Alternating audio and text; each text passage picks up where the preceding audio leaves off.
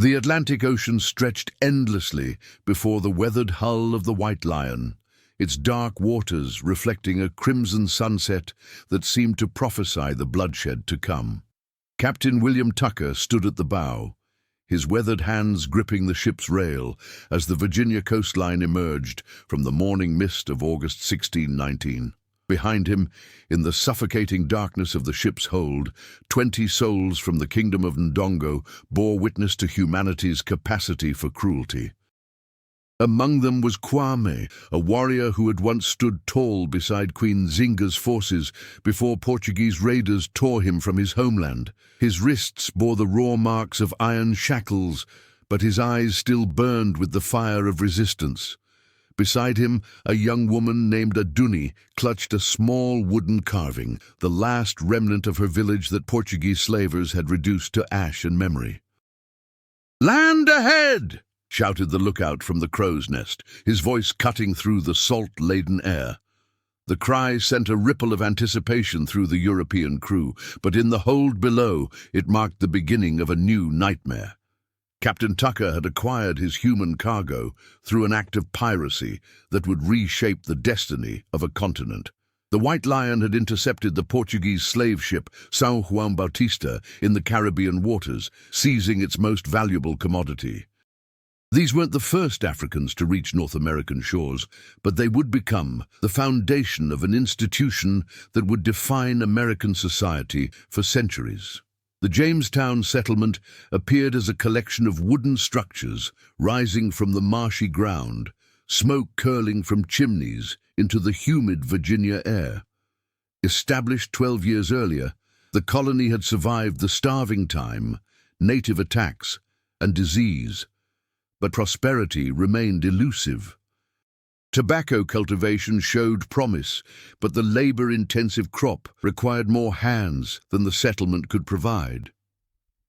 Governor George Yeardley stood on the dock as the White Lion dropped anchor, his silk doublet a stark contrast to the rough clothes of the colonists who had gathered to witness the ship's arrival. At 39, Yeardley had seen the colony's darkest days and understood that survival often demanded moral compromises. "Captain Tucker," Yeardley called out as the ship's boat approached the shore, "what goods do you bring from your voyage?" Tucker's grin revealed teeth stained yellow by tobacco and rum. 20 and odd Negroes, Governor, finest stock from Angola, taken from a Portuguese vessel that had no rightful claim to Virginia waters. The casual nature of Tucker's words masked the revolutionary moment unfolding. These 20 individuals would become the first documented Africans sold into bondage in English colonial America, their lives becoming the cornerstone of an economic system built on human suffering.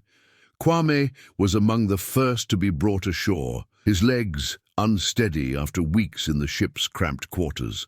The Virginia sun felt alien against his skin as colonists examined him like livestock, checking his teeth, feeling the strength of his arms, discussing his potential value in hushed tones. He understood enough English to comprehend their words, each syllable a hammer blow against his dignity. "This one's strong," commented John Rolfe, the tobacco planter whose marriage to Pocahontas had briefly eased tensions with the Powhatan tribes. "He'll fetch a good price, or better yet, put him to work in the tobacco fields. We need experienced hands for the next harvest." Aduni found herself separated from Kwame, her small frame making her suitable for household work rather than field labor. Mistress Elizabeth Pierce, wife of a prosperous planter, examined the young woman with calculating eyes. "She seems clean enough," Pierce observed, her voice carrying the refined accent of English nobility. "Can she cook? Does she understand Christian instruction?" The questions revealed the colonists' assumptions about their human property. They expected complete submission, cultural erasure, and conversion to Christianity, viewing these as natural consequences of what they considered African inferiority. But as the day progressed and the 20 Africans were distributed among various households and plantations, something unexpected emerged. Unlike the complete chattel slavery that would later define the American South, these early Africans entered a system more akin to indentured servitude. Some received terms of service, others found themselves working alongside white bondservants, and a few would eventually earn their freedom. Anthony and Mary Johnson, 2 of the 20, would eventually establish their own plantation and acquire indentured servants of their own. Their story, buried beneath centuries of historical amnesia, revealed a complex reality where race-based slavery had not yet crystallized into the rigid caste system it would become. As night fell over Jamestown, Kwame found himself in the quarters behind the Rolfe plantation house, sharing space with white indentured servants from England and Ireland.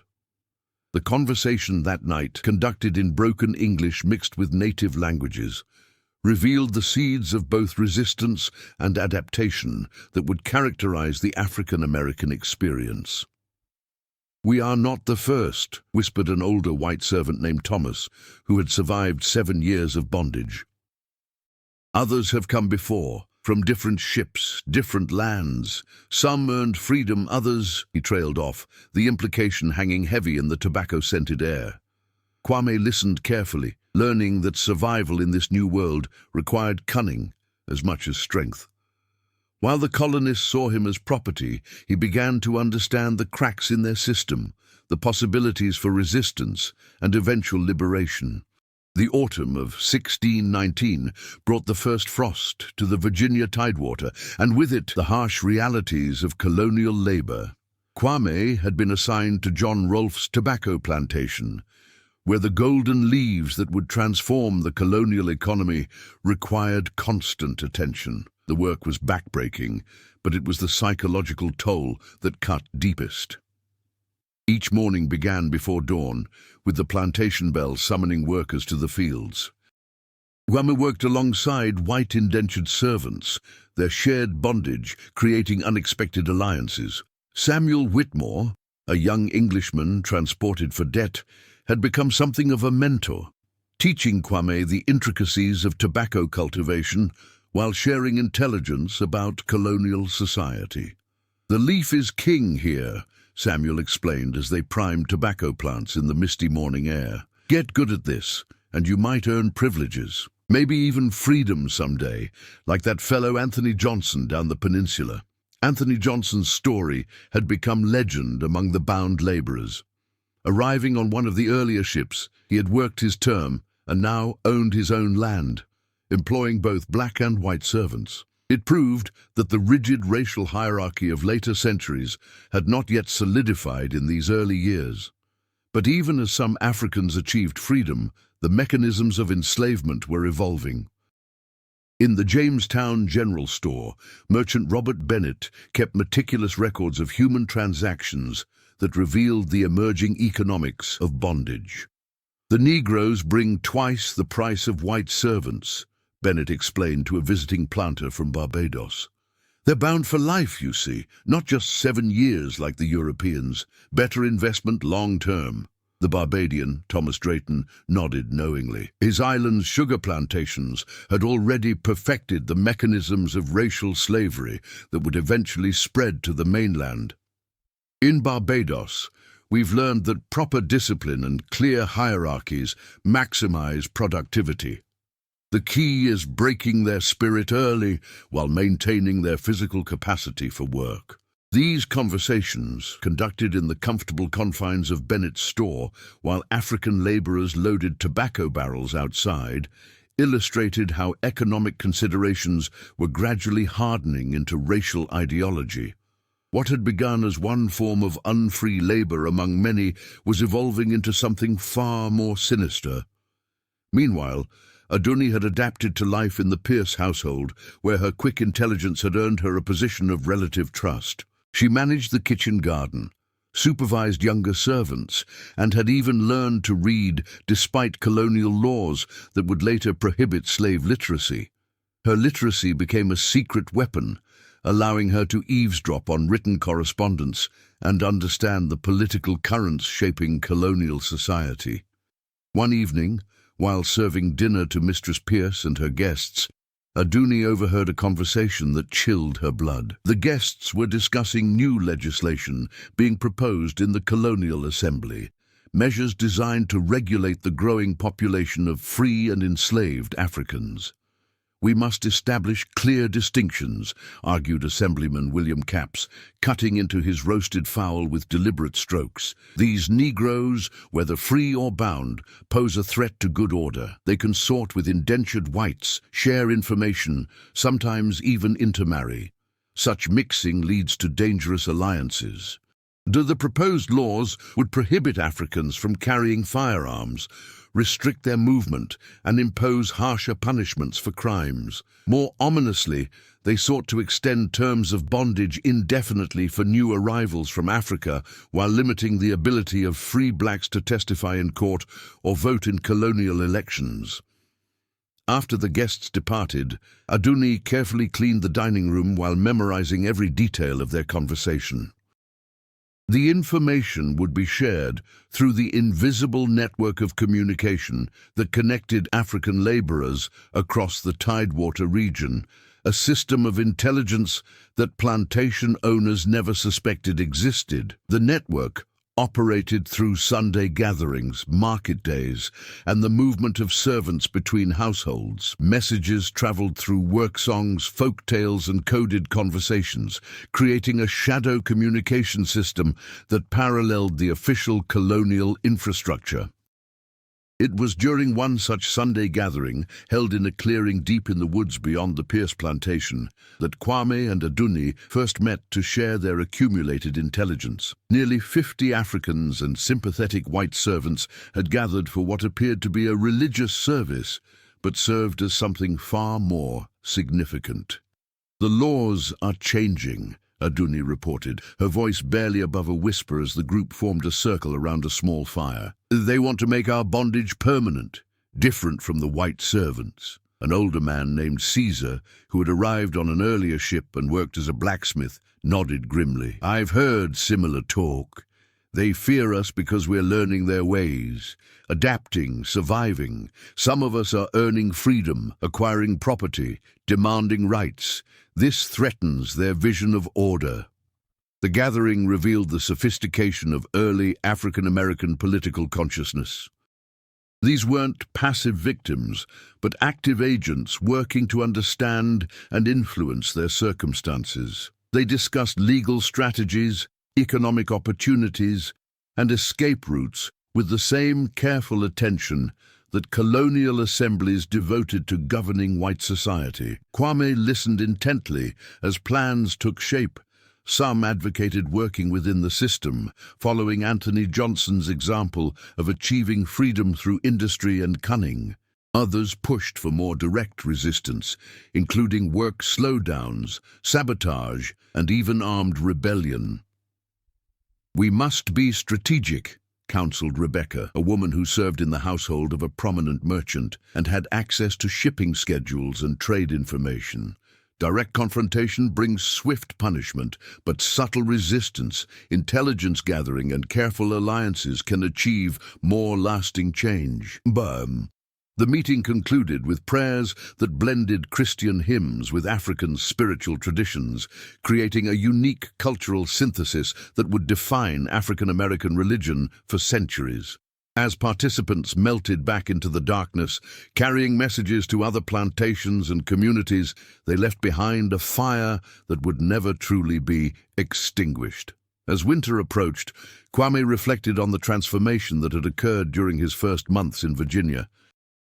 He had arrived as a captive, stripped of everything familiar, but through adaptation, resistance, and alliance building, he was becoming something new, something the colonists had never anticipated. While they saw him as property, he was evolving into an American, albeit one whose version of America differed radically from their own vision. The snow that began falling in December seemed to blanket not just the landscape, but also the possibilities for change. Yet beneath that frozen surface, like seeds waiting for spring, the foundations of resistance continued to grow. The winter of 1620 brought death to Jamestown with unprecedented ferocity. Disease swept through the settlement, claiming colonists and bound laborers alike, but the mortality statistics revealed the cruel arithmetic of human bondage. When white indentured servants died, their terms of service ended with them. When Africans died, it represented a permanent loss of property value. Dr. Cornelius May, the colony's physician, kept detailed records that illustrated this grim calculus. "We've lost 3 white servants this month to fever," he reported to Governor Yeardley during a February meeting. "Unfortunate, but their contracts would have expired within 2 years anyway. The loss of the Negro woman Sarah, however, represents a permanent reduction in plantation assets." These cold calculations masked individual tragedies that resonated throughout the African community. Sarah had been Aduni's closest friend, a young mother whose infant son now faced an uncertain future. The child, born into bondage, represented a new category of human being that colonial law was still struggling to define. "What becomes of the child?" Aduni asked Mistress Pierce as they prepared Sarah's body for burial. The question sparked heated debate in colonial households and meeting halls. Were children born to African mothers automatically enslaved? How did their status differ from children born to white indentured servants? The answers would shape American society for generations, but in 1620, the precedents were still being established. Kwame had survived the winter, but his experience in the tobacco fields had taught him harsh lessons about colonial justice. When a white servant named Martin Godfrey was caught stealing food from the plantation stores, his punishment was an additional year of service. When an African laborer named Francisco committed the same offense, he received 20 lashes and extended bondage. The differential treatment wasn't yet codified in law, but it reflected emerging patterns that would eventually harden into systematic racial oppression. Kwame documented these disparities in his memory, understanding that knowledge would be his most powerful weapon against injustice. Spring brought new arrivals to the colony, including a ship carrying both white indentured servants and additional Africans captured from a Spanish vessel. Among the newcomers was a man named Paulo, who spoke Portuguese and Spanish, in addition to his native Kimbundu. His linguistic abilities made him valuable as an interpreter, but also dangerous to colonial authorities who preferred to keep different groups of bound laborers isolated from each other. Paulo's presence transformed the dynamics of resistance planning. Through him, Kwame and the others learned about successful slave revolts in Spanish colonies, escape routes through Native American territories, and legal precedents that might be exploited to challenge unjust treatment. In Spanish Florida, Paulo explained during a clandestine meeting, escaped slaves who convert to Christianity and serve in the militia can earn freedom. The Spanish use them to defend against English raids. This information sparked intense debate among the Virginia Africans. Some saw escape to Spanish territory as their best hope for freedom. Others argued that fleeing would bring collective punishment on those left behind. The discussion revealed the complex moral calculations that enslaved people faced, where individual liberation often came at a collective cost. Meanwhile, colonial authorities were developing their own strategies for managing the growing African population. A new law required Africans to carry passes when traveling between plantations, effectively restricting their movement and communication. Another statute prohibited the sale of alcohol to Negroes and Indians, reflecting fears about potential alliances between oppressed groups. These restrictions paradoxically strengthened the underground networks that connected African communities across the region. When legal channels for communication were blocked, illegal ones flourished. The pass system, designed to isolate and control, instead became a tool for spreading information as forged documents circulated through resistance networks. John Punch, an African laborer on a nearby plantation, became a test case for colonial justice when he attempted to escape with 2 white servants. The 3 men were captured and brought before the colonial court, where their different fates illustrated the evolving nature of racial bondage. The 2 white servants received their standard punishment, an additional year of service. John Punch, however, was sentenced to bondage for life, marking one of the first legal precedents for permanent racial enslavement in English colonial America. Word of the sentence spread quickly through the African community, confirming their worst fears about the direction of colonial law. "They mean to make us slaves forever," Kwame told Aduni as they worked together in the Pierce family garden. "Not servants with terms to complete, but property to be owned and passed down like livestock." The realization sparked a new urgency in resistance planning. If legal channels for achieving freedom were being systematically closed, other options would have to be explored. The Sunday gatherings grew larger and more organized, evolving from informal meetings into structured councils that coordinated activities across multiple plantations. Rebecca, the household servant with access to merchant intelligence, reported disturbing news from her position in the trade networks. "Ships are arriving regularly now from Africa," she informed the council. "Not just Portuguese prizes taken by pirates, but English vessels engaged in systematic slave trading. They're building a permanent system." The information confirmed what many had suspected. Their arrival in 1619 hadn't been an isolated incident, but the beginning of a massive forced migration that would transport millions of Africans to American shores. The scale of the enterprise suggested that resistance would require equally systematic organization. As summer approached, the first generation of African Americans began making choices that would define their descendants' future. Some, like Anthony Johnson, worked within the system to achieve individual success while maintaining connections to the broader community. Others, like those who followed Paulo's example, sought escape to territories where different rules applied. But increasingly, a third option emerged: organized resistance aimed not at individual liberation, but at transforming the system itself.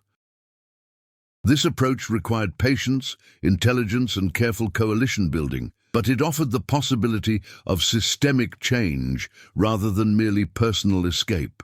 The choice between accommodation, escape, and resistance would define African American politics for centuries. But in the summer of 1620, as Kwame and Aduni planned their next moves in the shadow of the Virginia tobacco fields, those grand historical patterns were still emerging from countless individual decisions made by people whose names would be forgotten, but whose courage would echo through generations.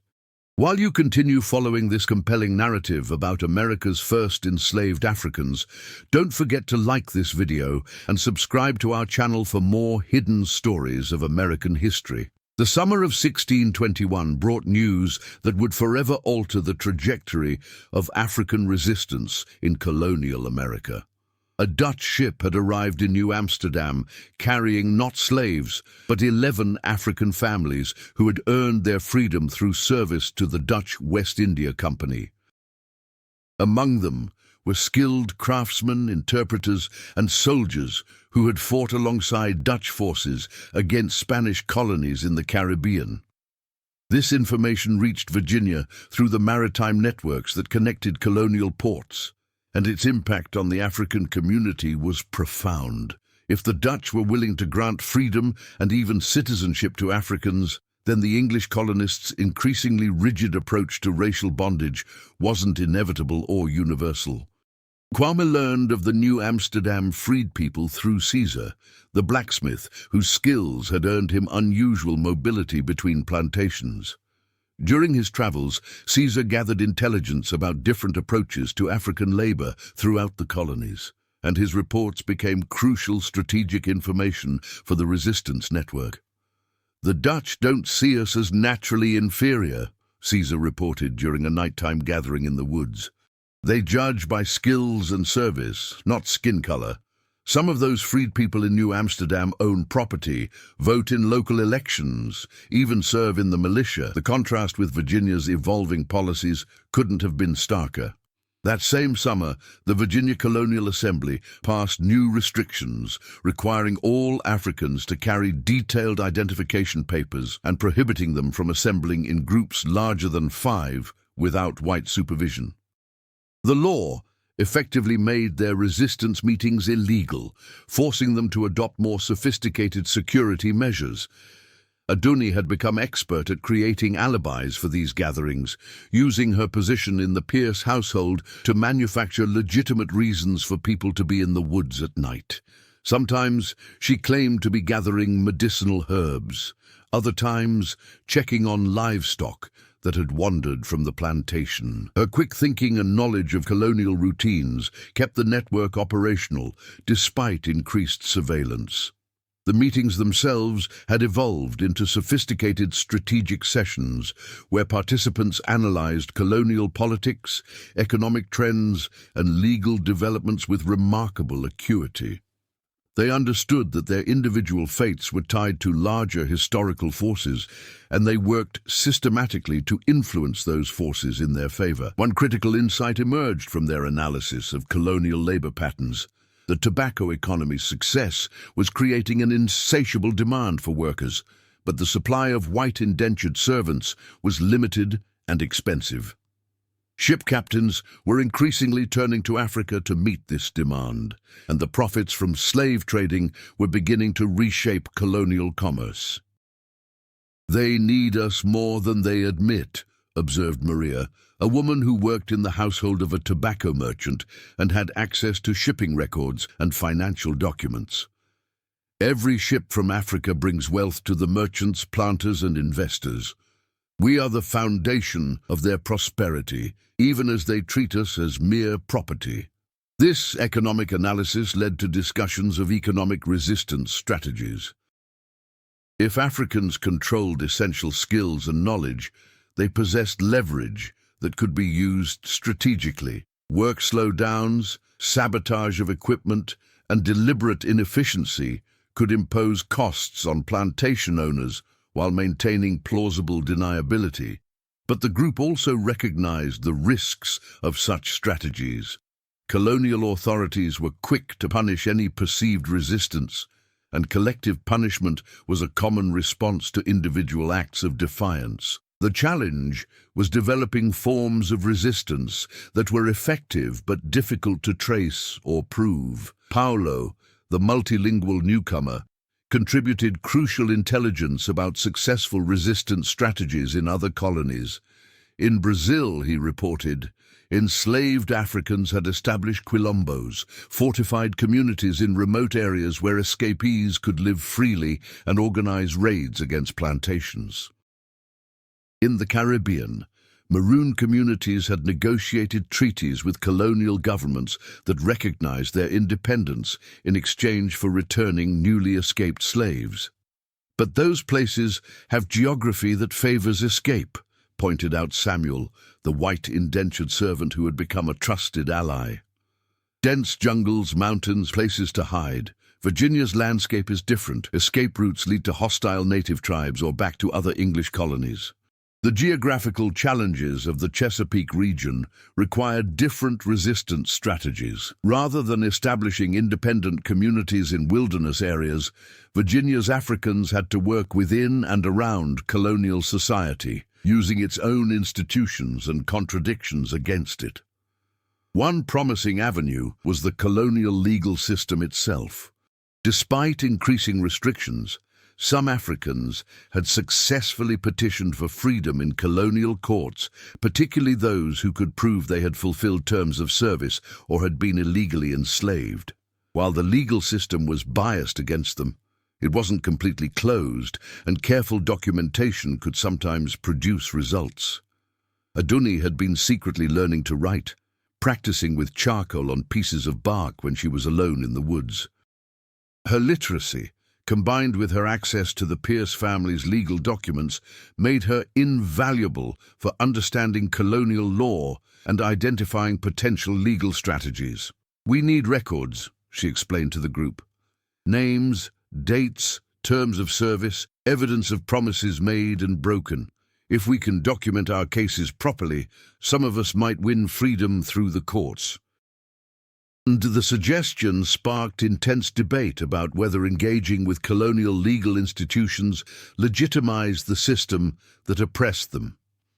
Some argued that seeking justice through colonial courts was a form of collaboration with their oppressors. Others maintained that any tool for achieving freedom was worth using, regardless of its origins. The debate reflected deeper philosophical questions about resistance that would continue to divide African American political thought for centuries. Was it better to work within existing systems to achieve incremental change, or to reject those systems entirely in favor of more radical alternatives? As autumn approached, these theoretical debates took on urgent practical significance. New legislation was being proposed in the Colonial Assembly that would legally codify lifetime bondage for all Africans while maintaining time-limited service for white indentured servants. If passed, the law would eliminate the legal ambiguity that some Africans had exploited to achieve freedom. The proposed legislation also included provisions for controlling free Africans, requiring them to post bonds for good behavior and restricting their ability to own property or engage in certain trades. The message was clear: even freedom wouldn't mean equality in colonial society. Word of the pending legislation spread quickly through the resistance network, prompting emergency meetings to develop response strategies. Some advocated for escape to New Amsterdam or Spanish Florida before the new laws took effect. Others pushed for legal challenges that might establish precedents protecting African rights. But increasingly, a third faction argued for more direct resistance. If legal channels were being systematically closed and escape routes were limited, then armed resistance might become necessary. The suggestion was controversial, but it reflected growing frustration with the deteriorating legal and social position of Africans in Virginia. Kwame found himself torn between these different approaches. His warrior instincts favored direct confrontation, but his months in colonial society had taught him the importance of strategic thinking. Whatever path they chose would have consequences not just for themselves, but for future generations of Africans in America. As winter approached once again, the stakes couldn't have been higher. The decisions made in the coming months would determine whether Africans in America would follow the path toward permanent enslavement or find ways to maintain their humanity and dignity despite systematic oppression. The winter of 1622 brought crisis to the Virginia colony that would forever alter the relationship between Africans, Europeans, and Native Americans in the Chesapeake region. On March 22nd, Opechancanough led a coordinated Powhatan attack against English settlements that killed nearly 350 colonists in a single day. The assault, known as the Indian Massacre of 1622, exposed the vulnerability of colonial society and created opportunities for African resistance that hadn't existed before. Kwame was working in the tobacco fields when the attack began, the distant sound of musket fire and war cries carrying across the morning mist. The plantation's white overseer, Thomas Bradley, immediately gathered all workers into the main house, distributing weapons to white servants while ordering Africans to remain unarmed. "You cannot trust them with guns," Bradley muttered to John Rolfe, gesturing toward Kwame and the other African laborers. "In times like these, we must remember who our true enemies are." But the crisis revealed the illogical nature of colonial racial thinking. The plantation's survival depended on every available defender, regardless of skin color. Within hours, necessity overcame prejudice, as Bradley quietly handed Kwame a musket and ammunition, whispering instructions to defend the plantation's eastern approach. The irony wasn't lost on Kwame. The same colonial society that denied him basic rights now depended on his courage and loyalty for survival. He accepted the weapon not out of allegiance to his oppressors, but because protecting the plantation meant protecting Aduni and the other Africans who worked there. As news of the attack spread, colonial authorities faced a dilemma that exposed contradictions in their racial ideology. They needed African laborers to help defend against native attacks, but they feared that arming Africans might enable rebellion against white authority. The solution they developed revealed both their desperation and their commitment to maintaining racial hierarchies. Governor Francis Wyatt issued a proclamation creating a special militia category for Negroes and Indians who demonstrated loyalty during the crisis. These auxiliary forces would receive limited weapons training and be deployed in defensive positions, but they would remain under strict white supervision and be disarmed once the immediate threat passed. For Africans like Kwame, the militia service offered unprecedented access to military training and weapons, even if temporary. More importantly, it created legal precedents for African participation in colonial defense that could be referenced in future legal challenges. Paulo, whose linguistic skills had made him valuable as a military interpreter, used his new position to gather intelligence about colonial military capabilities and weaknesses. He learned about supply routes, communication systems, and defensive strategies that could prove valuable for future resistance planning. The crisis also created opportunities for escape that hadn't existed before. With colonial attention focused on native threats, surveillance of African laborers was reduced. Several individuals and families used the chaos to flee toward New Amsterdam, Spanish Florida, or native territories that might offer sanctuary. Among those who escaped was Francisco, the man who'd been flogged for stealing food. He disappeared during the confusion following the initial attack, leaving behind only a message carved into a tree near the plantation boundary: "Free or dead, but never slave." The message became a rallying cry for others contemplating escape, but it also sparked debate about the ethics of abandoning those who couldn't flee. Family connections, physical limitations, and lack of resources prevented many from attempting escape, leaving them vulnerable to collective punishment for the actions of those who did flee. Aduni faced this dilemma personally when Paulo approached her about joining an escape attempt to New Amsterdam.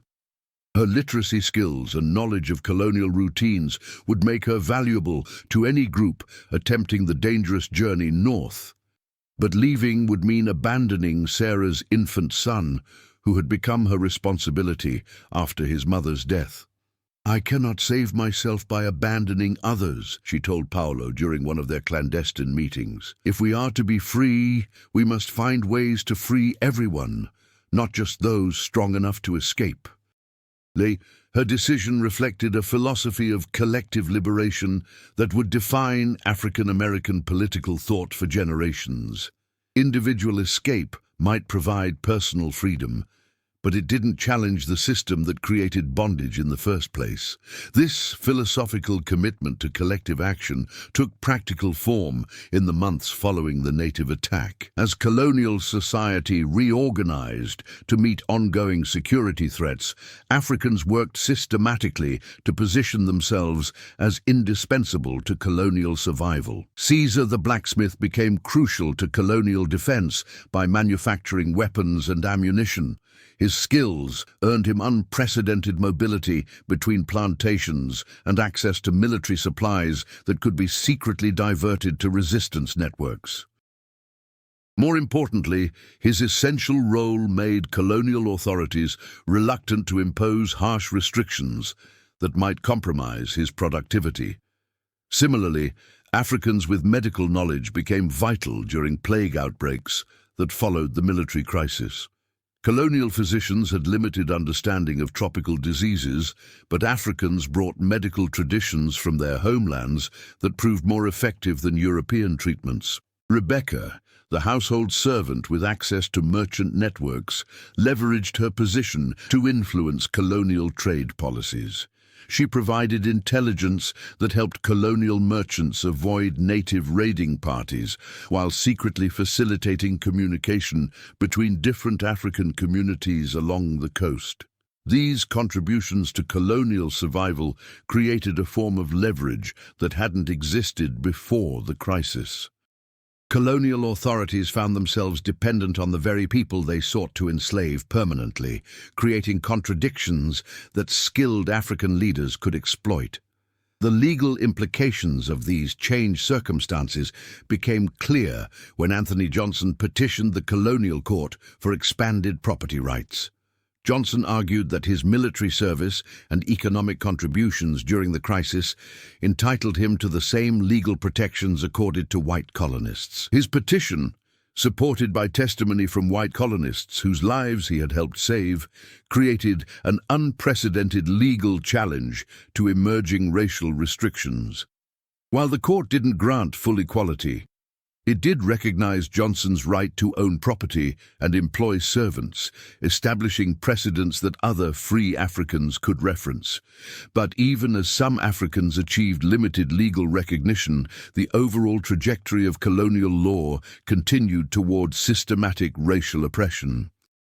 The 1622 crisis had demonstrated African capability and loyalty, but it also intensified white fears about potential African rebellion. New legislation passed in 1623 reflected these competing impulses. While acknowledging African contributions to colonial defense, the laws also imposed stricter controls on African movement and assembly. The message was clear. African loyalty was appreciated but not trusted, valued but not rewarded with equality. As Kwame reflected on these developments while maintaining his watch on the plantation's defensive perimeter, he understood that the crisis had created both opportunities and dangers for his people. The temporary suspension of normal racial hierarchies had revealed possibilities for different relationships between Africans and Europeans, but it had also demonstrated the lengths to which colonial authorities would go to maintain white supremacy. The weapons in his hands felt both empowering and mocking. He was trusted to defend the plantation, but not to own it, valued for his courage, but not granted basic rights, essential to colonial survival, but still denied fundamental humanity. Yet within these contradictions lay seeds of future liberation. Every precedent established, every skill demonstrated, every act of loyalty that went unrewarded became evidence in the case for African equality. The resistance network had survived the crisis and adapted to new circumstances, emerging stronger and more sophisticated than before. As winter gave way to spring in 1623, Kwame knew that the struggle was far from over. The legal framework of permanent racial bondage was still taking shape, and each small victory had to be defended against systematic efforts to reduce all Africans to permanent slave status. But something fundamental had changed during the crisis.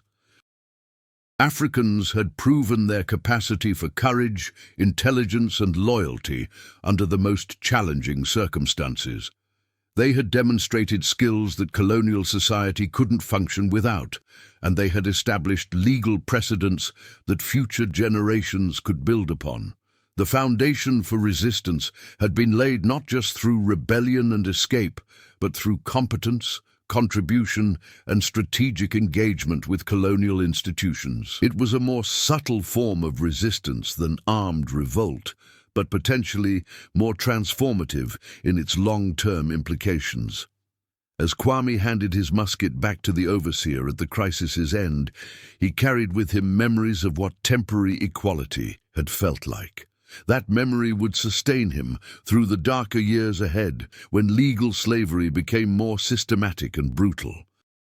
But it would also inspire him to continue working toward a future when such equality would be permanent rather than merely temporary. The first generation of African Americans had survived their initial encounter with New World bondage, but their children would face even greater challenges as the institution of slavery hardened into the systematic racial oppression that would define American society for centuries. Yet they had also established traditions of resistance, networks of mutual support, and legal precedents that would provide tools for future liberation struggles. Their story was ending, but the larger story of African American freedom was just beginning. The blood, sweat, and tears of 1619 had watered seeds that would eventually grow into the Underground Railroad, the Civil War, the Civil Rights Movement, and ongoing struggles for racial justice in America. As you continue exploring these hidden chapters of American history, remember to like this video and subscribe to our channel for more untold stories of courage, resistance, and survival that shaped our nation's destiny.